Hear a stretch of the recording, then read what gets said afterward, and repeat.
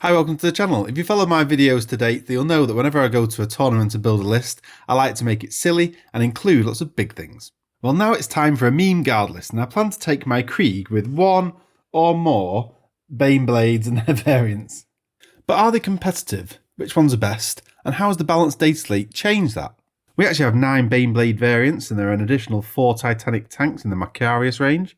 I won't be including them in this review because they're around 300 point mark and not really in the same category. GW have done a good thing for comparing the Beyblade variants. They all have the same basic stat line and only differ on the weapons and special abilities. They all have the same super toughness of 13 with 24 wounds and 2+ save. Not unkillable but very durable. And they also have enough movement to get where they want to. But I wouldn't advise pushing these forward too much, as getting them tied up in melee won't help them. They can't fall back and shoot, the melee is now rubbish, and most have blast guns that can't shoot into combat anyway, and when they do or fire out of combat they're hitting on 5s, and this is bad. All their base ballistic skills are 4+, so you want to look at buffing that whenever possible. The Shadow Sword is the only one with a heavy weapon for +1, and while you can give them take aim for a +1 to the ballistic skill, only the Lord Solar can do this, and then Shadow Swords can be hitting on 2s and everything else on 3s.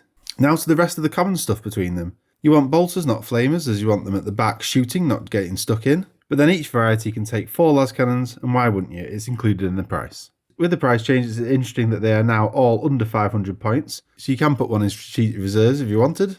The cheapest remains unchanged, but there have been big drops with others, including a massive 60 points off the Baneblade. Even at the cheaper cost, I don't think the Baneblade is in the top few options, mainly because its special ability to grant cover is nothing special, as it's easy this edition to get cover anyway, but its main gun is super swingy with 3d6 shots and only 3 damage, just not enough output for having a quarter of your army taken up. And now to talk about the best ones, and an honorary mention for the Stormlord.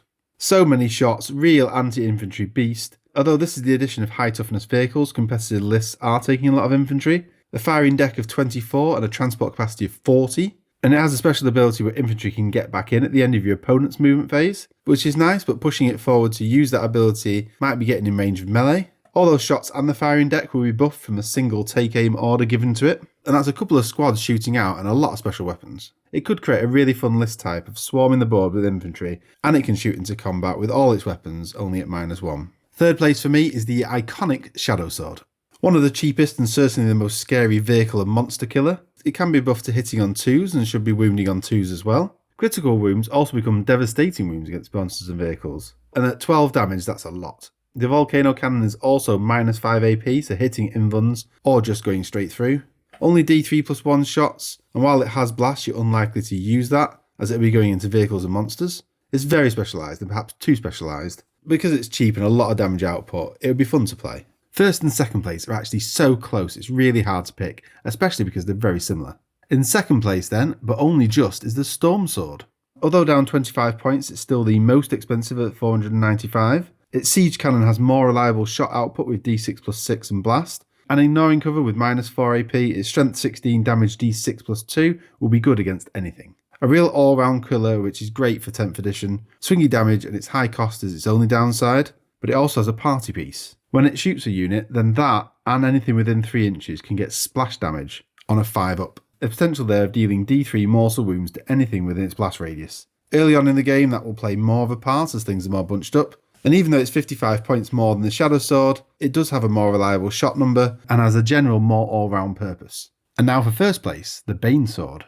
Down by 35 points to 480, this has a Quake cannon with a reliable D6+6 shots at long range. Essentially the same gun as a Storm Sword, with ignores cover, strength 16 and -4 AP, but you are trading D6+2 damage for a flat 4. This reliability is great for Mathhammer. Knowing you can one-shot a Terminator with the Storm Shield is excellent, and just 4 unsaved wounds will kill Angron. Its special ability can help trigger deadly demise on units that it destroys, as it makes it explode on a 3+, and of course that will give you some extra splash damage, which is nice. So comparing it to the second place, the Storm Sword, this is a little cheaper, but only by 15 points. On average, the Storm Sword should do more damage, but because of its swingy nature, you can be lucky or unlucky, and I prefer certainty. They both have a type of splash damage. The Storm Sword is more likely to occur as it's every time it shoots, but it's on a 5+ roll and only 3-inch range. The Bane Sword makes it more likely for a unit to explode on a 3+, and that range is 6 inches. And the types of target you'll try and pull this off on could be doing D6 or higher mortal wounds, rather than just D3. So I'd say it's so close at the top, and it's likely people will see them the other way around. The key things for me though is having versatile super heavies that can kill anything rather than being too specialised.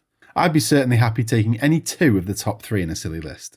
Thanks for watching, and if you stayed this long, why not give it a thumbs up or consider becoming a subscriber or a member. See you soon. Bye.